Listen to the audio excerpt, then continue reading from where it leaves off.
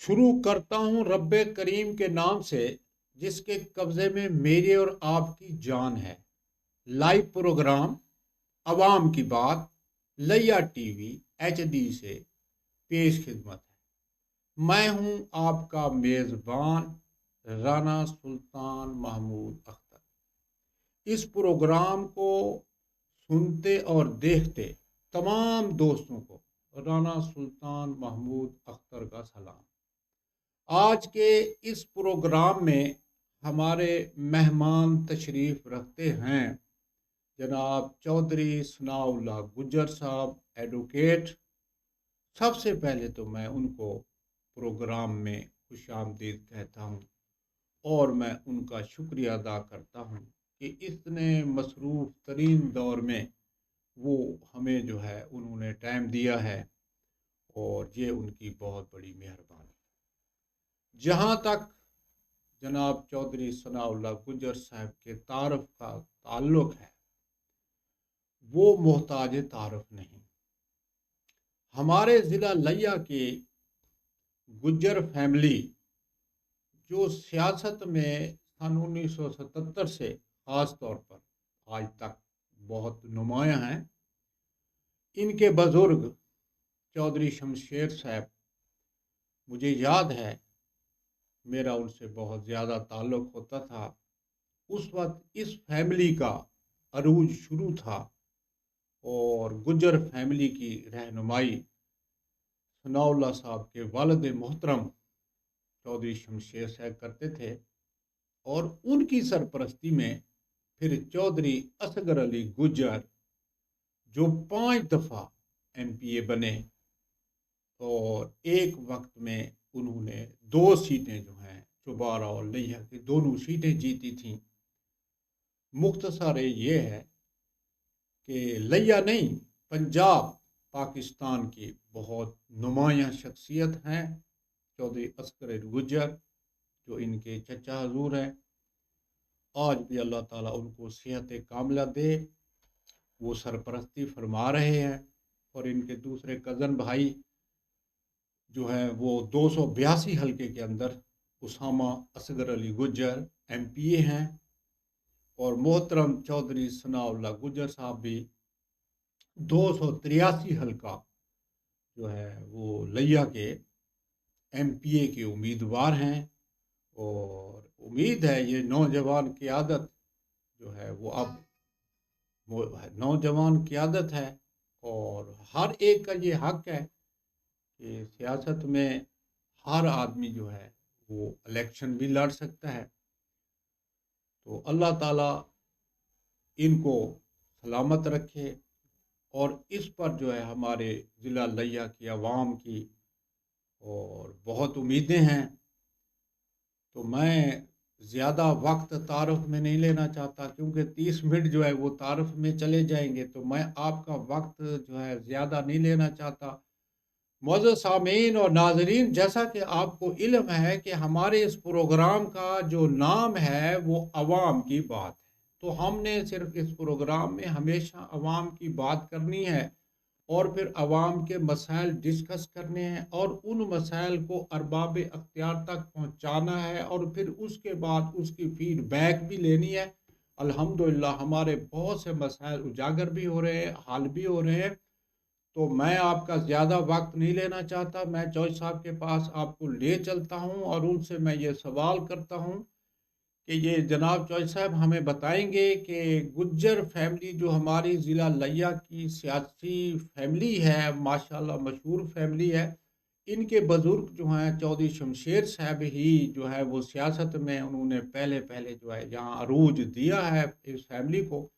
تو میرا سوال یہ ہے کہ اب چودھری اصغر علی گجر صاحب کی قیادت کے بعد 282 حلقہ کے اندر جو پورا برادری نے نکالا وہ چودھری اسامہ گجر کا نکلا ہے۔ تو میں ان سے یہ پوچھوں گا کہ جناب سینئر جو ہے وہ سیاست آپ کے بزرگوں کے بھی تو یہ آپ کے پاس ہے اور اس کے بعد جو ہے نا پھر چودھری اسامہ گجر صاحب کا جو ہے وہ 282 کے اندر جو ہے اب ان کو موقع دیا گیا ہے، آپ کو موقع کیوں نہیں دیا گیا سر؟ اعوذ باللہ من الشیطان الرجیم، بسم اللہ الرحمن الرحیم۔ سب سے پہلے میں شکر گزار ہوں محترم رانا صاحب کا، میرے بزرگ ہیں، میرے استاد بھی ہیں۔ میں جب گھر سے نکلا تو میں سوچ رہا تھا کہ میں آج ایک کلاس روم میں جا رہا ہوں اور ایک ماشاء استاد اللہ، کے سوالوں کا جواب دینے جا رہا ہوں۔ ماشاء اللہ۔ میرے لیے عزت کی بات ہے کہ مجھے میرے استاد نے اتنی عزت دی۔ اللہ تعالیٰ ان کو دیرگاہ رکھے۔ جہاں تک استاد محترم کا سوال ہے کہ چوری اصغر کے بعد اسامہ کا قرا کیوں نکلا، آپ کا کیوں نہیں نکلا، یہ سوال میرے لیے تو کوئی حیثیت نہیں رکھتا۔ پبلک کے ذہن میں کوئی بات ہو تو میں اس کا جواب دینے کے لیے ضرور تیار ہوں۔ میں نے جب ہوش سنبھالی تو میں نے چوری اصغر کو اپنا لیڈر پایا۔ جی، میرے والد صاحب جب سیاست میں تھے یا کام کرتے تھے، میں کم عمری میں تھا، سوجھ بوجھ سے آ رہی تھا، بچہ تھا۔ جب مجھے سوجھ بوجھ ملی تو میں نے اپنے قائد چوری اصغر علی گجر کو ہی دیکھا۔ ان کی شفقت میرے سر پہ ہمیشہ باپ کی طرح رہی ہے ماشاء اللہ۔ اور میں ان کی رہنمائی میں ہمیشہ جد و جہد کرتا رہا ہوں۔ اسامہ میرا چھوٹا بھائی ہے۔ یہ قرہ نہ چوری اصغر نے نکالا ہے، نہ چوری انور نے نکالا ہے، نہ یہ برادری نے نکالا ہے۔ اسامہ میرا فیصلہ تھا کہ ماشاء اسامہ کو الیکشن لڑنا چاہیے تھا۔ میرا چھوٹا بھائی ہے، نوجوان ہے، صلاحیتوں سے مالا مال ہے اور ایک بڑے باپ کا بیٹا بھی ہے، میں بھی بیٹا ہوں اس کا۔ تو میں نے عوام کو، برادری کو، ہر چیز کو مد نظر رکھ کے سب سے پہلے میں نے جو سب کو کہا کہ اسامہ کو اس حلقہ میں الیکشن لڑایا جائے۔ تو یہ میری چوائس ہے، نہ کہ جو سب کی چوائس۔ ماشاء جی اللہ، رانا صاحب۔ ماشاء اللہ۔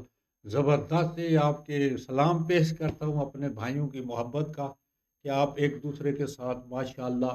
مجھے بڑی خوشی ہوئی ہے کہ آپ نے جو وضاحت کر دی ہے پوری، آپ یعنی عوام کو بھی یہ میسج چلا گیا ہے کہ یہ فیصلہ جو ہے اسامہ گجر کا فیصلہ ثناء اللہ گجر صاحب نے فیصلہ کیا ہے، اور یہ اپنے بھائی کو انہوں نے ترجیح دی ہے، اپنے بھائی کے ساتھ یہ۔ اور یہ تو حقیقت اگر من الشمس ہے کہ پوری نوجوان نسل ساری جو ہے چودھری اصغر گجر صاحب کی قیادت میں، چودھری صاحب ایک بہادر، ایک نڈر اور ایک مقرر شعلہ بیاں مقرر ہیں۔ الحمدللہ بہت سی خوبیاں اللہ تعالیٰ نے ان کو دی ہیں، تو یہ ان کی قیادت کے اندر جو ہے یہ قافلہ رواں دواں ہے۔ اچھا سر، اب یہ جو بات بالکل صحیح ہے سر، چودھری صاحب بات کلیئر ہو گئی۔ اب دوسری بات یہ ہے کہ اب یہ جس حلقے میں آپ سر الیکشن لڑنے کے لیے جا رہے ہیں، اب یہ جو حلقہ ہے یہاں اس وقت وہ مسلم لیگ کی ڈویژنل قیادت جو ہے جی وہ وہاں الیکشن لڑتی ہے، اور وہ مسلسل وہاں ایم پی اے بھی کئی دفعہ وہاں بن چکے ہیں۔ اور اب ایک اور اصغر علی گجر، اپنا اصغر گرمانی صاحب جو ہیں وہ ایم پی اے بنے ہوئے ہیں۔ تو وہاں یہ دو بڑی لوگ جو ہیں وہ اس وقت آپ کے سامنے ہیں۔ تو میں آپ سے یہ سوال کرنا چاہتا ہوں کہ سر یہ جو حلقہ ہے، اس حلقے میں الیکشن لڑنے کی آپ نے ضرورت کیوں محسوس کی سر؟ رانا صاحب بہت شکریہ۔ یہ بات درست ہے کہ اس حلقہ کے اندر سینئر سیاستدان موجود ہیں۔ جی یہ بات بھی درست ہے کہ یہ حلقہ ہمارا آبائی حلقہ ہے۔ جی 1985 سے لے کر 1990 تک جی کوٹ سلطان، جمن شاہ اور اس کے درمیان بہتر، چوٹ، پیر جگی اور مرہان یونین کونسل یہ ہمارے حلقے کا حصہ ہوا کرتی تھی۔ جی اور چوبارہ کو پوری تک یہ ہمارا ایک ہی حلقہ ہوا کرتا تھا۔ جی تو کوئی ایسا الیکشن جو ہم نے اس حلقے سے لڑا ہو، چوبارے سے لے کے چوکاسم تک ہم بری طرح الیکشن ہارتے تھے۔ جی یہی حلقہ تھا جو ہمیں بہت ساری لیڈ سے نکال کے وہ لیڈ بھی کور کرتا تھا اور ہم الیکشن جیت جایا کرتے تھے۔ یہ ہمارا فیورٹ حلقہ ہے۔ یہاں پہ ہمارے بہت سارے اچھے دوست موجود ہیں، بہت اچھی ورکر کلاس موجود ہے۔ ماشاء اللہ۔ تو شاید پچھلے الیکشن میں بھی ہم الیکشن لڑ جاتے. اس وقت علی اصغر گرمانی صاحب نے چونکہ پی ٹی آئی کے پلیٹ فارم سے الیکشن لڑنے کا اعلان کیا تھا، جی تو میں اور میرے خاندان نے یہ بہتر جانا کہ ایک سرمایہ دار آدمی ہے تو یہ کرپشن سے پاک سیاست ادھر کرے گا، لوگوں کو ریلیف دے گا، ہمارے ورکر کو بھی تحفظ ملے گا. تاہم انہوں نے الیکشن کے بعد عوام کے مفاد کی بات کو تو نہ لیا، ذاتی مفادات کے لیے پارٹی کو چینج کر لیا، اور اس طرح ہمارا ورکر ایک دفعہ پھر یتیمی کی شکل میں چلا گیا. میں نے فیصلہ اس لیے کیا ہے کہ وہاں پہ ایک ہمارے ورکر کو قیادت کی ضرورت ہے، جی ہمارے دوستوں کو قیادت کی ضرورت ہے، اور میں پی ٹی آئی کی پلیٹ فارم سے ہی الیکشن لڑوں گا. اور یہ میں پارٹی کے اندر بات کر چکا ہوں، اگر پارٹی نے مناسب سمجھا مجھے ٹکٹ دیا تو انشاءاللہ میں اس حلقے سے امیدوار ہوں. پارٹی فیصلے کے بعد پابند رہوں. ویل ڈن گجر، ویری گڈ. جی چودھری صاحب کی بات یہ درست ہے کہ اگر پارٹی نے فیصلہ کیا تو میں 283 میں ایم پی اے کا امیدوار ہوں، ادروائز میں پارٹی کے خلاف نہیں، پارٹی کے فیصلے کا پابند ہوں. یہ بہت بڑی بات ہے. ماشاءاللہ بالکل آپ کا درست فیصلہ ہے اور آپ نے بالکل بجا فرمایا. اچھا چودھری صاحب یہ بات بالکل کلیئر ہے کہ آپ نے نوجوان ہوتے ہوئے آپ جو ہے وہ لدھانہ یونین کونسل کے چیئرمین رہے ہیں، تو آپ نے لدھانہ میں صاف ظاہر ہے اپنے دور میں کچھ کام کیے بھی ہوں گے اور کچھ کام جو ہے وہ نہیں بھی ہو سکے ہوں گے. تو آپ ان کی ذرا وضاحت کریں کہ آپ نے کون سے کام عوام کے کیے ہیں اور کون سے کرنا چاہتے تھے جو نہیں ہوئے ہیں، اور آپ ایم پی اے بن کے وہ کام وہ بھی کرنا چاہتی ہیں اور حلقے کے کام بھی کرنا چاہتی رانا صاحب، یہ اس ملک کا المیہ رہا ہے ہیں. جی کہ کوئی بھی جمہوری حکومت جی جو خود کو جمہوری حکومت کہتی ہے وہ بلدیاتی نظام کو پسند نہیں نہیں کرتی. کرتے. اب عمران خان نے بلدیاتی ادارے توڑے تھے، میرا خیال 8 سال ہونے والے ہیں. کسی کو اخلاقی طور پہ قانونی طور پہ ضرورت نہیں ہوئی کہ دوبارہ الیکشن کروا لیں. جی جب میں نے الیکشن لڑا تو اس وقت بھی الیکشن شہباز شریف کی گورنمنٹ تھی، جی وزیر اعلیٰ شہباز شریف تھے، وہ حکومت الیکشن نہیں کروانا چاہتی تھی. افتخار چودھری اس وقت چیف جسٹس تھے، انہوں نے جبراً یہ الیکشن کروائے. الیکشن کے نتائج کے بعد 1 سال تک ہم سے حلف نہیں لیا گیا جی کہ ان سے حلف لے کے ان کو باقاعدہ کام کرنے کی اجازت مل جائے. وہ 1 سال بعد حلف لیا گیا. پھر یہاں پہ جو ایک ڈگر چلتی ہے اور چلتی آ رہی ہے کہ جو آدمی پارٹی کا نہیں ہے اس کو کارنر کیا جائے، جو پارٹی کا اس کو اوبلائج کیا جائے. میں چونکہ اپوزیشن میں تھا اس وقت، میں جماعت اسلامی کے پلیٹ فارم سے الیکشن جیتا تھا، تو میں اپوزیشن میں تھا. انہوں نے 5-7 جو ہم تقریباً چیئرمین تھے ان کی فنڈنگ روک رکھی تھی. تاہم اس کے باوجود جی میں وہ جو معقول سی یا کثیر سی یا تعداد میں وہ پیسہ جو آتا تھا ان سے بچا کر جو چھوٹا موٹا کام کو پلی کا کو نالی کا وہ تام چکوک میں کرتا رہا. خاطر خواہ کام نہیں ہو سکا. اور اسی طرح اب جو حالات ہیں، ہمیں اس حلقہ سے ایم پی اے ہیں، تو آپ کے سامنے صورتحال ہے کہ ہمیں تو پبلک کے اندر جانے کے لیے بھی بڑی تگ و دو کرنی پڑ رہی ہے. ہم حکومت کے جبر برداشت کر رہے ہیں، تو عوام کو فنڈنگ کے حوالے سے پی ٹی آئی کے کسی رکن کو کوئی فنڈ نہیں دیا گیا. تو ہم ان کے دکھ درد میں، ان سے ساتھ ہونے والی زیادتیوں کے خلاف ہم ان کے ساتھ ہیں اور انشاءاللہ ہمیشہ ساتھ رہیں گے اور پارٹی پالیسی کے پابند رہیں گے. تو یہ صورتحال ہے. الحمدللہ اللہ تعالیٰ نے اگر پورے ملک کے اندر جمہور کی آواز کو دیکھا گیا، اس پہ لبیک کہا گیا، حالات بہتر ہوئے، ملکی معاملات قانون اور آئین کے تابع چلے، تو انشاءاللہ لیا کو ہم انشاءاللہ لیا میں جو محرومیاں ہیں وہ دور کریں گے. لیا کے تمام مسائل انشاءاللہ اجاگر بھی کریں گے اور حل بھی کروائیں گے. بہت خوب. جی آپ نے بالکل درست فرمایا کہ آپ اپوزیشن میں اس وقت موجود ہیں، آپ اپوزیشن میں ہیں، تو فنڈنگ بھی آپ کے پاس نہیں ہے، واقعی بات صحیح ہے، تو باقی جو مسائل بھی ہیں، تو یہ بات آپ کی درست ہے۔ تو آپ کی یہ خواہش ہے، آپ کی یہ کوشش ہے کہ جب بھی ہمیں موقع ملے گا تو ہم جو ہے نا اپنے عوام کے جو ہے وہ مسائل حل کریں گے۔ تو میں یہ سمجھ رہا ہوں کہ سر عوام کے جو سلگتے ہوئے مسائل ہیں ان میں جو ہے وہ سب سے زیادہ جو مسئلہ آپ کے سامنے بھی ہے کہ پورے ریاست پاکستان کے اندر، خاص طور پر پنجاب کے اندر بھی یہ ایک عام کاروبار شروع ہو گیا ہے کہ ہر آدمی جو اٹھتا ہے وہ زرعی رقبے کو کمرشل بنا کر وہ کالونیاں بنا رہا ہے، کوئی کچھ کر رہا ہے، کوئی کچھ کر رہا ہے۔ تو آپ کے خیال کے مطابق حکومت پنجاب کو، حکومت پاکستان کو اس معاملے پر جو ہے کوئی توجہ دینی چاہیے یا اس کو کور کرنا چاہیے کہ یہ لاکھوں اور کھربوں کے جو فراڈ ہو رہے ہیں، یہ جو جعلی قسم کی جو بن رہی ہیں، مطلب کالونیاں بن رہی ہیں، ان کو سد باب ہونا چاہیے کہ نہیں ہونا چاہیے سر؟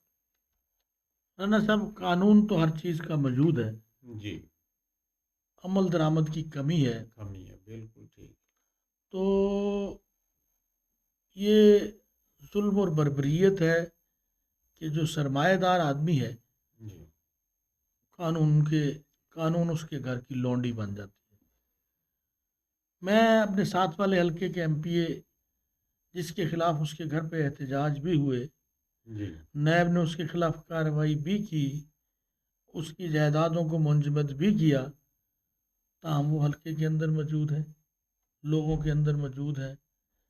کوئی ایسا کام جو قانونی طور پہ وائلیشن کرتا ہو کسی شعبہ میں بھی، کالونیاں بنائیں، ان کا حق ہے، کالونیاں شہر کی گرد و نواح میں بنائی جائیں، لوگوں کی ضرورت کے مطابق بنائی جائیں، جو ان کے وہ حدود اور قیود موجود ہیں اس کے تحت بنائی جائیں، اس کے اندر وہ گنجائش رکھی جائے، اس کے اندر وہ سہولت رکھی جائے جو پبلک کے لیے ضروری ہے، اور ایک معقول اس کی لمٹ اور رقم ہونی چاہیے جو گورنمنٹ کو مقرر کرنی چاہیے، تاہم منافع خور بہت زیادہ اس کا منافع حاصل نہ کر سکے، ایک حد تک وہ منافع حاصل کر سکے، اور اس طرح شہری بھی آسان طریقوں پہ پلاٹ لے سکے، آسان قیمت پہ پلاٹ لے سکے اور اپنی رہائش رکھ سکے۔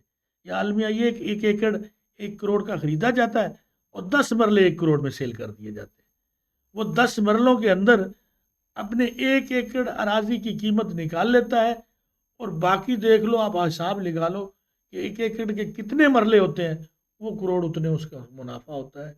وہ اتنا زیادہ منافع اس کی ذات کے لیے بھی نقصان دہ ہے اور معاشرے کے لیے بھی نقصان دہ ہے، اور ناجائز طریقوں سے حاصل کیا گیا منافع یا پیسہ وہ شر کا بنیاد ہے، وہ فساد کی وجہ ہے، اور وہ لوگوں کے اندر عدم اطمینان کی وجہ بھی ہے۔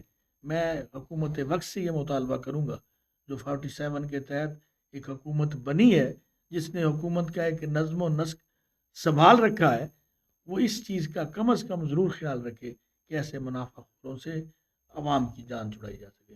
تاہم میں ایک اور مسئلہ جو پورے ملک کا ہے، خاص کر میرے پنجاب کا ہے، وہ زرعی مسئلہ ہے، جی، میرے ذمہ دار کا مسئلہ ہے۔ میں ایسے حلقے سے، ایسے ضلع سے تعلق رکھتا ہوں کہ جس کی میجر انکم جو ذمہ دارہ ہے، جب سے یہ گورنمنٹ آئی ہے جی، ذمہ دار کے لیے کوئی ریلیف نہیں دیا گیا۔ اب اشتہارات کے ذریعے کسان کارڈ ہے، بھی کسان کارڈ کیا چیز ہے؟ کسان کارڈ وہ ہے کہ آپ رقم لیں، 3 مہینے بعد واپس کر دیں۔ کسان کے لیے تو رعایت یہ ہے کہ آپ سبسڈی پیدا کریں، اس کو کھاد پہ سبسڈی دیں، اسے بجلی کے نرخوں پہ سبسڈی دیں، اس کو بیج پہ سبسڈی دیں، اس کو آئل پہ سبسڈی دیں۔ کوئی ایسی پالیسی پورے ملک کے اندر، پنجاب کے اندر نہیں بن پا رہی جو میرے کسان کو تسکین دے سکے۔ اب المیہ یہ ہے کہ گندم کی فصل آنے والی ہے اور گورنمنٹ گندم کی خریداری سے انکاری ہے، اور گندم کا جو ریٹ مقرر کیا گیا ہے اس سے کسان نے جو خرچہ کیا ہے وہ بھی پورا نہیں ہوتا۔ اس طرح کسان بدحال ہوگا، وہ زمیندارے سے فیڈ اپ ہوگا، وہ اس سے فرار اختیار کرے گا، اور جب وہ فرار اختیار کرے گا تو ملک کے اندر قحط ہوگا، ملک کے اندر یہ چیزیں پوری نہیں ہوں گی۔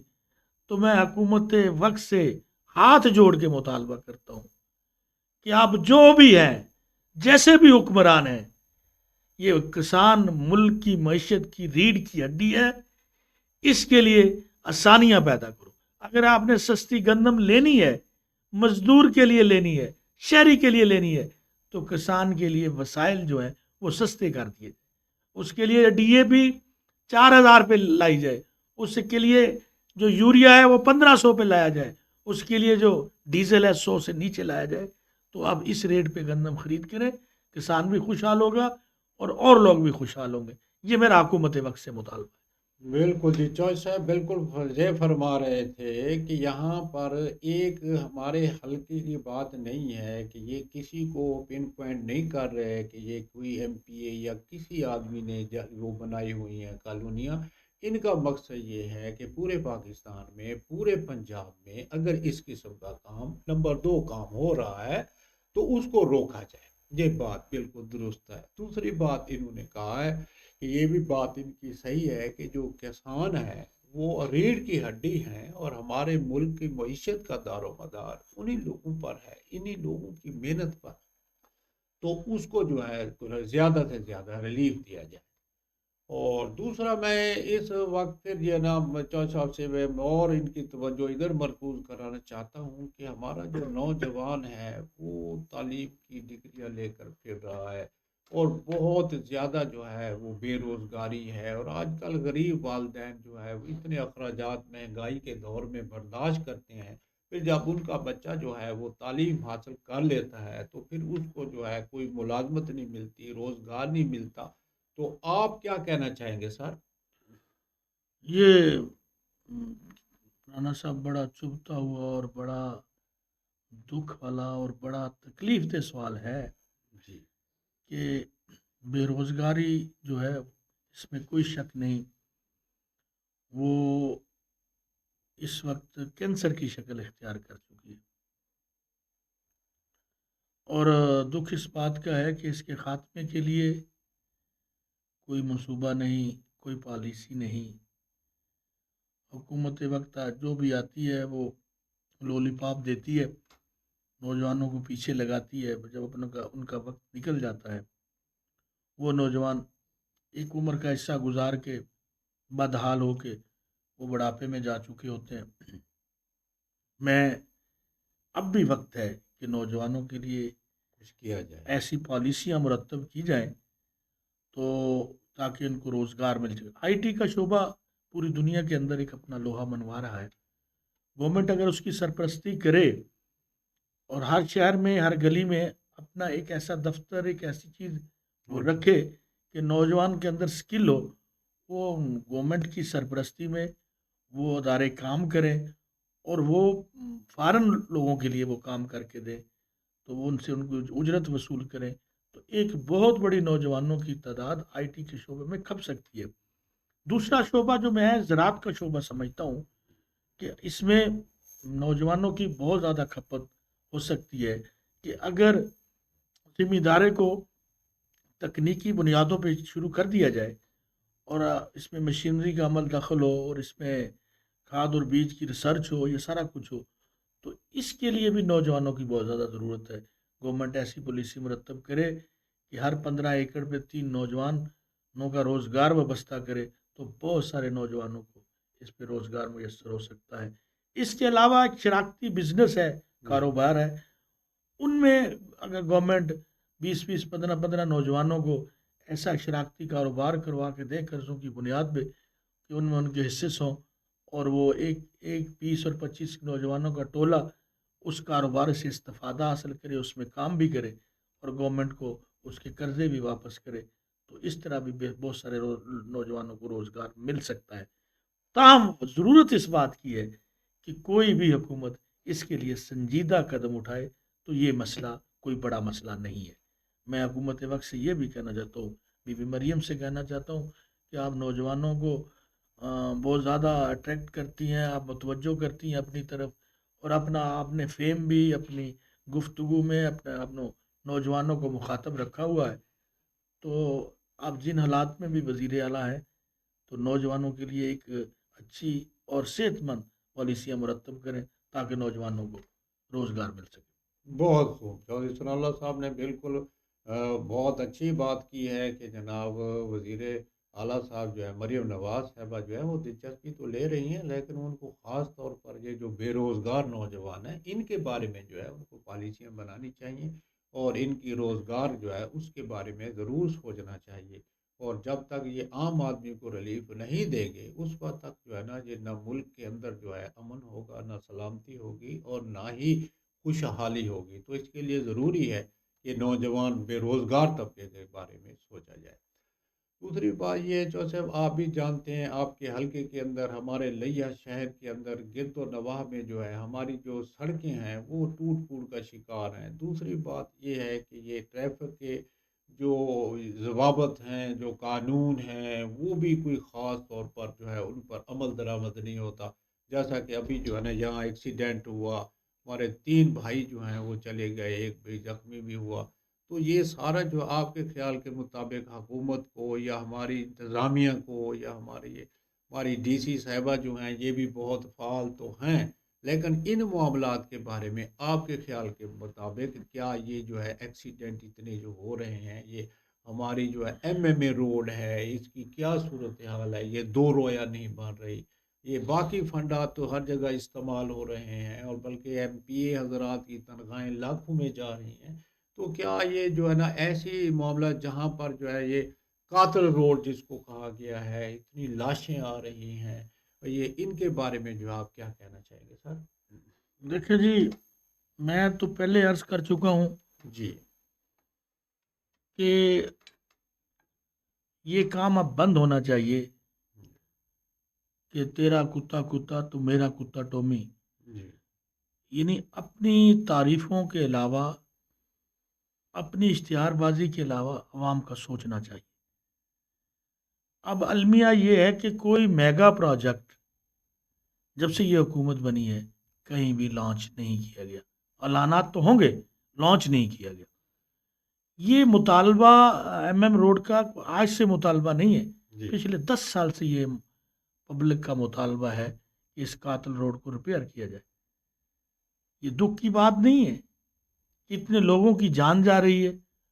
بیوروکریسی، سیاستدان، حکمران بے بس ہے، کوئی کام نہیں. میں اب سمجھتا ہوں کہ ڈی سی لیا کے پاس سی سی فنڈ کی مد میں کروڑوں روپے پڑے ہیں. جی وہ سڑکیں جو ایکسیڈنٹ کا باعث ہیں وہ فنڈنگ وہاں کیوں نہیں لگائی جاتی؟ اور ایمانداری کے ساتھ اگر وہ فنڈنگ ڈسٹرکٹ کے اندر لگا دی جائے، ہر ڈسٹرکٹ اپنی ذمہ داری سمجھے، تو میرا خیال ہے کہ یہ روڈ کلیئر بھی ہو سکتے ہیں، یہ روڈ بند بھی ہو سکتے ہیں، حادثات کم بھی ہو سکتے ہیں. اور یہ پالیسی کا بڑا نقص ہے رانا صاحب. یہ دیکھیں کہ شہروں کے اندر سڑکیں پہلے بنا دیتے ہیں، سیوریج کا نظام بعد میں آتا ہے، پھر وہی سڑکیں اکھاڑی جاتی ہیں، وہ اتنا نقصان کرتے ہیں. منصوبہ سازی کی کمی ہے.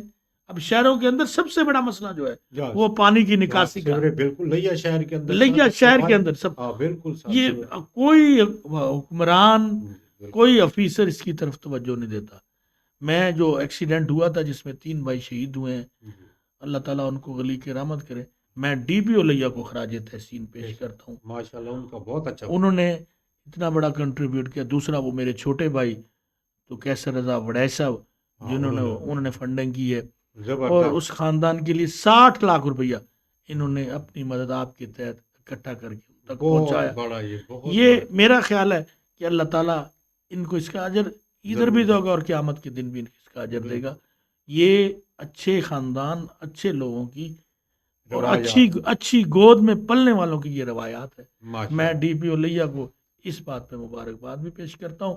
ڈی پی او لیا سے اس بات پہ خوش ہوں کہ وہ اپنے تئیں پورے انصاف کی کوشش کرتے ہیں، پر اس کے ناک کے تلے جو ٹیم ہے ابھی بھی کرپٹ ہے، اس کو دیکھنے کی ضرورت ہے. بطور اصلاح میں ڈی پی او لیا سے مطالبہ کرتا ہوں کہ آپ نچلی سطح پہ جو آپ کے ایس ایچ اوز ہیں، جو آپ کے معاون ہیں، جو آپ کے سبارڈینیٹ ہیں، ان کے معاملات کو چیک کریں، جو وہاں پہ کرپشن ہو رہی ہے اس کو ختم کریں، چار دیواری کے تقدس کا خیال کریں۔ سیاستدان، سیاسی معاملات، سیاسی انتقام اپنی جگہ، یہ ہر گورنمنٹ ایک دوسرے کے خلاف کرتی آئی ہے، تو میں ڈی پی او لیا سے یہ مطالبہ کروں گا، یہ گزارش بھی کروں گا کہ انتقامی کارروائی میں کے اندر کسی بھی کارکن کے خلاف اس کی چادر اور چار دیواری کے تقدس کا ضرور خیال رکھے۔ باقی کارکن آپ کو ضرورت ہے، آپ کو گرفتاریاں مطلوب ہیں تو وہ روڈ پر بھی موجود ہوتے ہیں، گرفتار کیا جا سکتا ہے۔ گھروں کے اندر بیویوں کو، بہنوں کو، ماؤں کو، ان کو پریشان نہ کیا جائے، یہ مناسب عمل نہیں ہے۔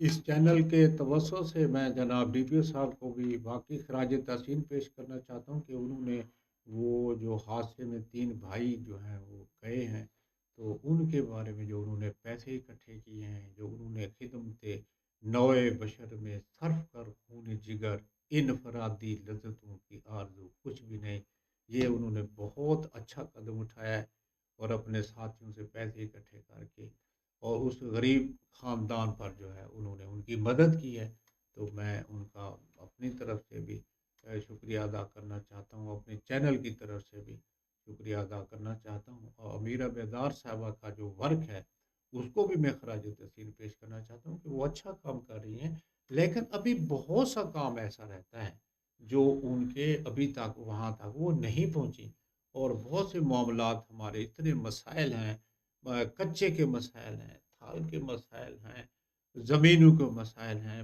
بہت زیادہ مسائل ہیں، کچہری کے مسائل ہیں اور رجسٹری کے مسائل ہیں، تو میں کہتا ہوں کہ ہر شعبے میں بہت سے مسائل ہیں، اور ہم امید کرتے ہیں کہ وہ جو ہے ان مسائل پر خصوصی توجہ دیں گی، اور کیونکہ ہمارا اس پروگرام کا وقت اب ختم ہونے جا رہا ہے، تو میں اب چوہدری صاحب سے گزارش کروں گا کہ وہ اپنی طرف سے اس پروگرام میں جو عوام کو میسج دینا چاہتے ہیں وہ میسج دیں۔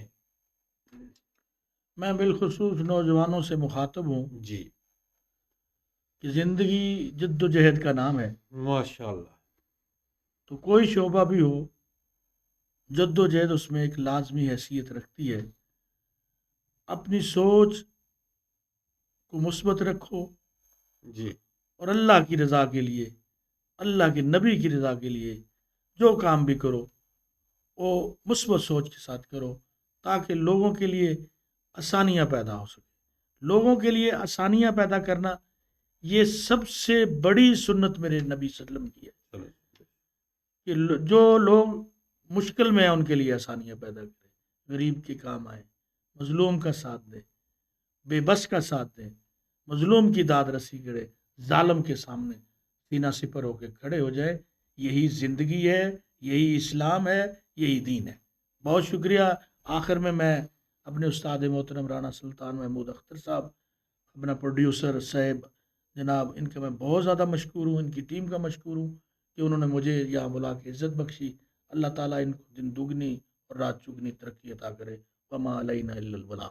سر چوہدری صاحب جو ہے نا وہ بالکل چوہدری صاحب کا میں دوبارہ شکریہ ادا کرنا چاہتا ہوں کہ انہوں نے ہمیں وقت دیا، میں ان کا انتہائی مشکور ہوں، اور اپنے محترم عبدالرحمٰن فریدی صاحب پروڈیوسر کا میں دوبارہ شکریہ ادا کرنا چاہتا ہوں کہ وہ ہمیں ایسا ماحول مہیا کرتے ہیں، اور خاص طور پر میں اپنے سامعین اور ناظرین کا شکریہ ادا کرنا چاہتا ہوں جو ہزاروں کی تعداد میں ہمیں جو لائک بھی کرتے ہیں اور ہمارے کومنٹس بھی دیتے ہیں، ہماری حوصلہ افزائی بھی کرتے ہیں، اور ہمارے اس پروگرام کو سنتے بھی ہیں اور دیکھتے بھی ہیں، تو میں ان لوگوں کا انتہائی، اپنے تمام بھائیوں کا، انتہائی بہنوں کا شکر گزار ہوں جو ہماری حوصلہ افزائی کرتے ہیں، اور خاص طور پر جو ہے میں یہ بات کہنا چاہتا ہوں کہ نوجوان قیادت جناب چوہدری ثناء اللہ صاحب نے بہت اچھی باتیں کی ہیں، اور ان کا جو مثبت پیغام ہے یہ منفی نہیں ہے، مثبت پیغام انہوں نے دیا ہے کہ جو ہمیں تعمیری کام کرنا ہوگا، اور یہ کہہ رہے تھے کہ خلوص دل سے اگر بھنور سے بھی پکاریں گے خدا گواہ کناروں سے لوٹ آؤں گا میں۔ چوہدری صاحب کہہ رہے تھے کہ میں جو ہے میری زندگی کا مشن ہے کہ میں جو ہے قوم کی خدمت کرنا چاہتا ہوں، تو یہ اللہ تعالیٰ ان کو استقامت دے، یہ خدمت کریں، اور میں آپ لوگوں کا سب کا جو ہے پھر دوبارہ شکریہ ادا کرنا چاہتا ہوں، اور آپ سے میری دعا ہے، آپ سے میری اپیل ہے کہ آپ جہاں کہیں بھی رہیں، اللہ تعالیٰ آپ کو خوش رکھے، اللہ آمین تعالیٰ آپ کو اپنے حفظ و امان میں رکھے، آمین آمین ثم آمین۔